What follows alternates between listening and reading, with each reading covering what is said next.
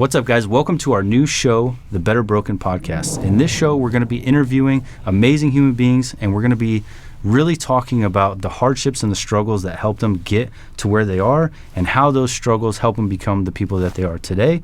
This is kind of based on my book that's going to be coming out in 2024, January, called Better Broken. So, hope you guys enjoy. Check it out. We'll see you in the episode. So that's a good segue into the course that you run, the project. Yeah. So first, I want to talk about my experience with the Squire. The Squire program. Sorry, I drew a blank, but the Squire program, I loved it. And I honestly, if I'm 100% honest with you, I felt like the videos that get put out about the Squire, about kids getting yelled at and the aggressive, was not a good representation of what that program is. Mm-hmm. And so I see the kind of backlash. People are like, I can't believe you're yelling at kids, and it's so aggressive, and Ray is just going in on people. And I see that, and I was like, I was there. I've sat through that class. Yeah. And this class was not to berate or to beat down, it was to bring up. And it felt, my personal experience, I can't speak on anything else, but the one class that I sat in felt uplifting. Yeah. It felt empowering for these kids. And then I was there to mentor Malachi. Mm-hmm. And I felt like it was a very positive experience that I had with him, and that he left feeling really good. Yeah. So that's how I'll only just speak on. I don't want to get into anything I don't have the experience with, but so that's how I feel about the Squire. Yeah, and that's exactly how it is, by the way. Like, every class is exactly that way. It's uplifting. It builds up young men, and those that come with their dads, awesome. Those who don't have dads in their lives, the moms reach out to us, and I reach out to good friends like you. I'm like, hey, Sean, can you be a mentor to this young man who needs to go through the Squire program? And you're like, dude, done. And you went through it with him. And what's crazy is Malachi now has come back and been a junior instructor. Oh, that's cool. At a past Squire class. That's awesome. So, like, that's the impact that you and the Squire program have had. He was an exceptional young man. Yeah. I mean, so it's not like I added much to that. I think he was, from the kids I've ever met, he was a cut above the rest. I just think he was probably born that way and worked hard for that. But another course that you have is the project, and that gets a lot of controversy for the same reasons. The yelling, the military style boot camp. Ray is good at yelling, and he's gifted. He's gifted at yelling. And when Ray yells at people in public, and then the society sees that, it rubs them raw. Yeah. So what do you think about that? What are they missing, or what are they getting right about men going through civilians going through a military style boot camp, and just your perspective on that? Yeah. So that's a good question, because I think the project especially is the most misunderstood business model that I have. I've got 7 different businesses. The project is the most misunderstood one, because Ray, the Navy SEAL, is one of our instructors. Steve, the Marine, is an instructor. I started the thing, and I'm an instructor, and I just teach business development, life strategy, how to cope with life and balance family and business and entrepreneurship. Most of these men that we have going through the project, which is a 75-hour experience that leads into a 12-month coaching program with me, that's included with a 12-month coaching program with me when they graduate the 75-hour experience. What we show in those videos for these men who go through, and by the way, these men, they make good money, but they might have vices, addictions. They might just be barely holding a relationship together, relationship maybe with their spouse, relationship with their kids, relationship with a business partner. I've got 9 handwritten letters in my office drawer of men who have gone through the project that said, had it not been for the project, I would have killed myself, right? Now, I can't imagine how many more went through it feeling that way, never wrote me a letter, right? Went through it with that in mind. But men have nowhere to turn to. And so I realized that if I create a really awesome experience where a Navy SEAL, a Marine, a SWAT guy, a jiu-jitsu guy, and myself are running them through the 75-hour experience, where they're doing hard things from ice baths to truck pulls to hiking with logs and stuff. So it does have a very military boot camp type feel to it. What they don't see on social media, because remember, it's just a 30-second to a 1-minute clip of 75 hours straight, right? Is where we have this evolution called toxic cognitions, where we sit down in the classroom environment in my gym, you've been there, and this lasts for 4 hours. We're journaling through the worst experiences that have gone through our lives, right? That we've gone through. And I start off by saying, look, the worst experience in my life was being molested by 2 older boys over and over again in Armenia. Here's how that shows up in my life. Here's what it did to me. Here's what I've done working with the therapist to overcome that. Here's how it changed my identity and made me feel shame, rage, confusion, unlovable, right?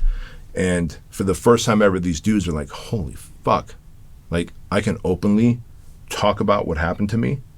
I can journal. They've never journaled. They've never had a process of talking about it, saying how it shows up, figuring out that there's superpowers attached to it. You know this. Mm-hmm. Anytime you go through adversity, yes, it sucked and it may have caused scars, but it also created superpowers. And the superpower that I've gotten through sexual abuse was I've developed a high amount of compassion and empathy for men who suffer and who have to suffer silently. Because, hey, keep a stiff upper lip. Don't complain. It's not what men do. Keep pushing through life. That's what we're told. And guess what? To some degree, that's what we ought to do, to hold it together. But what if there was a place where like 2 bros can sit down and just talk about like the shit that they went through, and then for you to hear that I've gone through something similar, you're like, oh, well, maybe I'm not fucked up. Maybe I'm not broken. I'm not unlovable. Maybe this is just how it happens for some people. But B says he's got a superpower of compassion and empathy. Maybe I have a superpower of what happened to me. And whether the abuse is sexual, physical, mental, whether maybe one guy as a young teen was driving drunk and ran into a car and killed the 3 out of 4 people that were in that car. And he paid his debt to society. But as an adult, the guilt that he carried bled into his marriage, into his work, massively, massively dependent on alcohol. And it wasn't until the project where he could talk about it, process through it, and he could absolve himself of that guilt and actually understand that, you know what, I can go and heal. I can work with the therapist. I should go to AA. And maybe there is a chance I can hold my marriage together after all. But that is the catalyst. But yes, the project is very physically violent in the footage that we show, because we're never going to show grown men crying and journaling like that. That's so sacred to me. I protect that. I got 4 camera guys that work for me full time. All my video guys leave during those journaling moments. They leave. The only people there are my medics and our instructors, right? And we spend hours late into the night going into this. And people go, well, so what's all that beatdown for? The beatdown is for strange men, and you know this. If you go into a... Bonding. Exactly. Strange men who don't know each other, we come up with our fists up, metaphorically. Mm-hmm. Like, I'm not about to tell with a room full of dudes, like, what happened to me. I'm not about to show weakness. So the only way this works is the Navy SEAL and the Marine put them through hell the first 24 hours. And the hell that they go through is required that these strange men end up helping each other to get through every evolution. The pit, the truck pull, ice bath, the hikes, you name it, every evolution, you have to go through it, and you're not going to make it unless some dude helps you. All of a sudden, strange dudes are mumbling to each other, bro, you got this. Bro, we're going through this together. Come with me, brother. I'll slow down. We'll crawl together. We'll make it. We only have 2 more miles to go. We got this. And I love seeing them flip that switch where they go from strangers to calling each other bro and brothers and connecting, right? We've all heard that blood is thicker than water. That actually is taken out of context. The true saying is the covenant of the blood is thicker than the water of the womb, meaning men who go through suffering and adversity and shed blood together, they have a deeper bond than the water of the womb, than people who are siblings, right? You've gone to battle. You probably have a deeper connection with your battle buddies who you've seen shit with and know that they didn't run away, they had your back, than probably family members who were like, questionable. If shit got hard, they might run away, right? And so once these guys have bonded, have connected, and we've suspended disbelief by taking away sleep, taking away food, for like a limited amount, and now they feel like, holy shit, it's us guys against these instructors, and which is why I never bring the hell. Like, I'm the neutral party. I'm the Papa Bear, right? Ray and Steve bring the hell on these guys, because when the journaling happens, when the deep work happens, I have to have a relationship with them. So I'm the one when they're crawling, hiking, doing whatever, saying, don't look at the bell, don't quit, don't go ringing the bell. One more evolution. If you still want to quit after this evolution, you can, but just go through this evolution. I Papa Bear them all the way to the journaling moments, all the way to the classroom times. And then the guys that graduate on the other side of that, because 25% of the dudes do ring the bell and quit. And Ray set it up that way. When he first told me, dude, we need a bell. I'm like, Ray, why do we need a bell? He goes, well, in Buds, when guys want to quit, we have them ring a bell. I'm like, first of all, these dudes paid a lot of money to be here. They're not going to quit. Like, I'm going to teach them how to make more money, have better life structure, but they also have to go through the hardship that you guys are going to bring. He goes, Beat, trust me, we're going to have quitters. So I was like, fine, get a bell. You'll see that you're wrong. First class, 2 dudes ring the bell. Second class, 4 dudes ring the bell. The class got bigger. No matter how big the class is, 25% ring the bell. That's just how it is. But those that make it to the other 75 hours, they're forever changed, man. They flip the switch. They are faith, family, fitness, and finances have forever gotten dialed in because that's what we focus on, faith, family, fitness, and finances. And people go, faith, like, is this a very godly experience? No, faith in a higher power. I don't care what your higher power is, but also faith in yourself, confidence, faith in the people around you. Like, God forbid, something went off. Like, I've got faith in everyone in this room right now that we can figure out what needs to happen to get out of this building and get to safety. Like, that's an important feeling. Faith in my circle, faith in myself, faith in a higher power. Finances, family, and fitness. And not just physical fitness, mental and emotional fitness. Like, people that have shitty emotional hygiene where they fall apart and have emotional outbursts and then make decisions that they regret off emotions and therefore end up having another series of bad decisions because, well, one bad decision typically creates a slippery slope effect.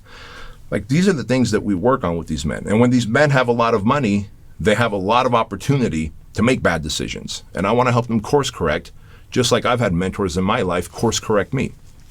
And so the project is how we do it. But the videos that we show of them having their asses handed to them and getting beat down, they're very polarizing, very controversial. What we don't show is the deep, meaningful work. But what we do show, again, is on the other side how these guys, their lives have transformed and completely, drug-free, alcohol-free, disciplined, productivity, give back to humanity instead of selfishly self-destructing. Have you reconnected with some of the guys that have quit? And what's their perspective after having paid the money, gone, and whether couple hours in, immediately realized that they couldn't do it? How is that affecting them after the fact? Yeah, so after the fact, it's funny you say that. Every guy that rings the bell says, man, this is harder than I thought physically, and I underprepared, right? So now we have a whole preparation process that's like 12 weeks out. Like, here's what you do to prepare, and then you got to do this thing. We call it the 302. 100 burpee, a 1 mile run, 100 burpees, 100 bodyweight squats, 100 crawl outs, and then another 1 mile run, the 302, 300 reps, 2 miles, and do it under 60 minutes. You do that, you're going to be physically in condition to do the project. Now, mentally is why they quit, because they don't know how many more yards they need to crawl to. They don't know how long that hike is. They don't know how long Ray's going to keep them in the ocean with beach torture. And so they always quit mentally, but they blame it on, well, this was physically harder than I thought. No, it wasn't. You just lost control. You're a control freak like I am. That's why you're a leader of a company. And we took control from you.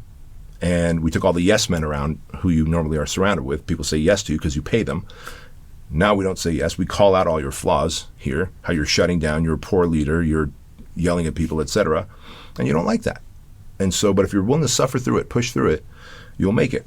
But those that don't and ring the bell, every time I talk to them, they blame it on it was physically tough, and they say, I'm going to come back. And they go, but in the meantime, these are all my takeaways. They've had, within the first hour, if someone quits, they still walked away with takeaways. They walked away with value.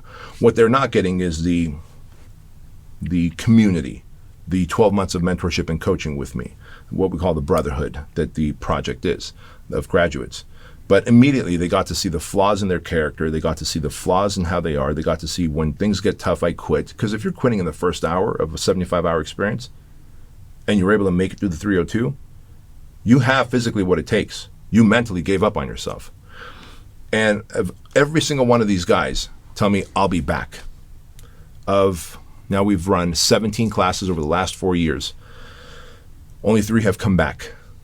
And every single one of them finished with flying colors. Those who didn't have unfinished business. And I believe it's going to continue to gnaw away at them. Because at some point, when they signed up for the project, they told their loved ones or their coworkers or people that they care about, I'm going to go do something that's very difficult to transform myself. I'm going to come back as a new man. By the way, here's the video. Here's what it is. And then all of a sudden you show up 2 days before you're supposed to. Hey, what happened? Oh, it was harder than I thought. I quit. It wasn't for me. Whatever their excuse is, deep down inside you know that you didn't push through like you said you were going to. And so that shows up in every other area of your life. Things get tough. You don't push through. You blame. You yell. You take the easy path. And the project, it is the ultimate equalizer. We've had senators, congressmen, world-renowned poker players go through, professional athletes, actors, entrepreneurs at the highest level. You name it. Like about 20% of every class is former military and cops and first responders of some kind, firefighters. 20 to 25% of every class, because they've gone through some trauma and they're not willing to go work with a therapist. And I'm not saying we do therapy, we don't. But we do a good level of journaling that's structured, that helps you uncover the shit that is leading to, maybe bad decisions in your life that you regret, that you don't want to talk about, that you don't want your wife to find out, that we will take to our graves. We'll talk about it there at the project. We don't record any of it. We'll take to our graves. And I share that with you because, I don't know where else men would go to do that. I don't. If you're not going to go talk to a good therapist, if you're not going to challenge and push yourself through hardship so that you can meet your higher self on the other side of that adversity, where do you go? I don't know. So you come to the project. But is it difficult? Yes. It's unforgiving? Absolutely. Will it transform you to a whole new person? 1,000%.